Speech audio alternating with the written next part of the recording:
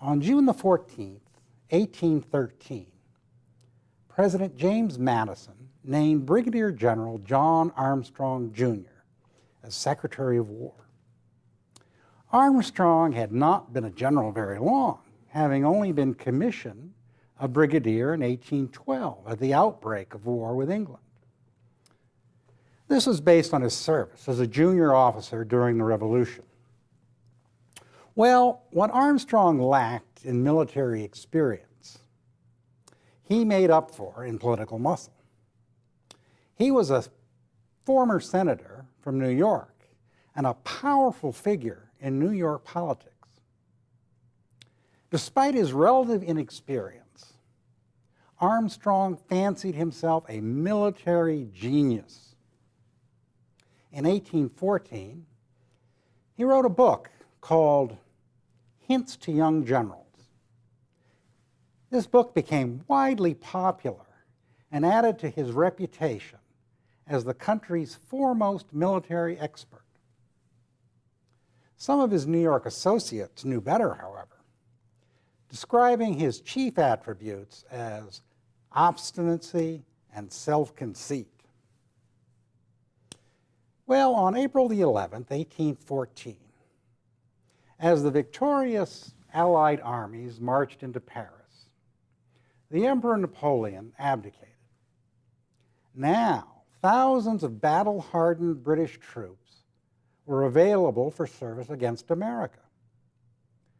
President Monroe called an emergency meeting of his cabinet on July the 1st, as the threat of a British invasion became imminent. The president told the cabinet that he wanted 3,000 militiamen deployed between Washington and the Chesapeake Bay, with another 12,000 on alert in the nearby area. The regular army, some 27,000 regulars, was spread thinly from Canada to Louisiana. Well, no one objected to the president's request. John Armstrong had no need to argue. He simply ignored the president. He also ignored the request of his ground commander, General William Winder, to mobilize the local militia so that they could train. Armstrong, the self-styled military genius, had a theory that militia fought best at the spur of the moment. He said that early deployment would only cause militiamen to brood over the horrors of battle. In addition to his theory on the use of troops, Armstrong's strategic sense told him that the British would never attack Washington, an insignificant rural town of 8,000, when richer prizes awaited. By God, he proclaimed, they would not come with such a fleet without meaning to strike somewhere, but they certainly will not come here. What the devil would they do here? No, Baltimore is the place, sir. That is so much more consequence.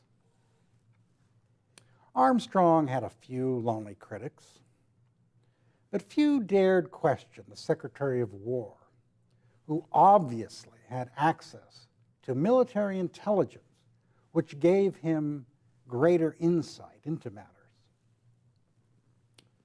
Well, Armstrong steadfastly refused to do anything to defend the United States Capitol.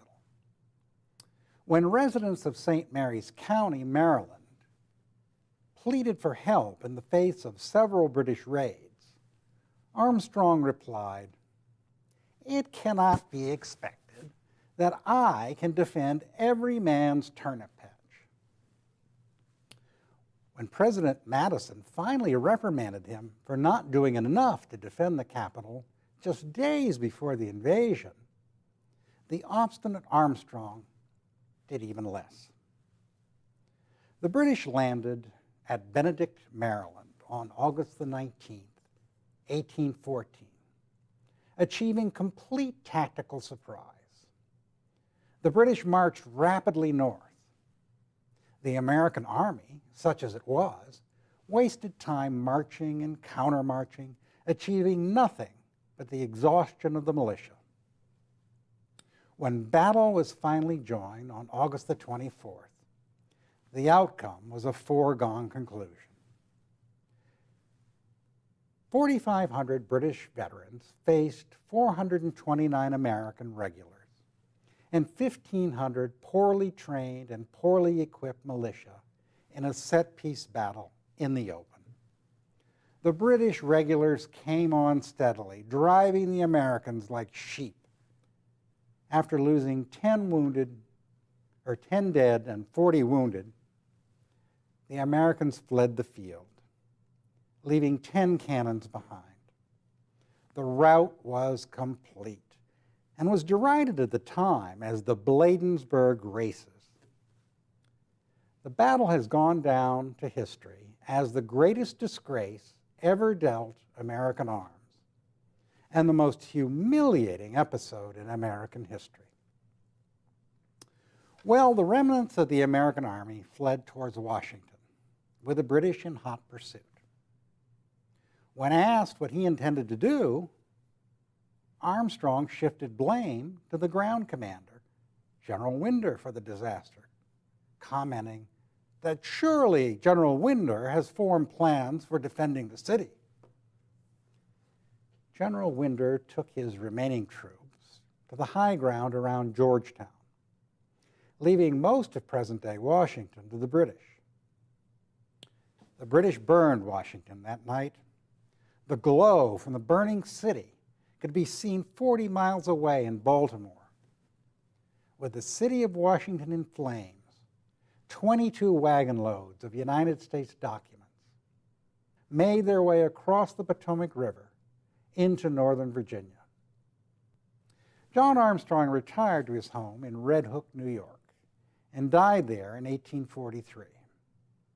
Today, Armstrong's portrait hangs in the corridors of the Pentagon, along with other secretaries of war and defense, only some of whom have learned the lessons of history.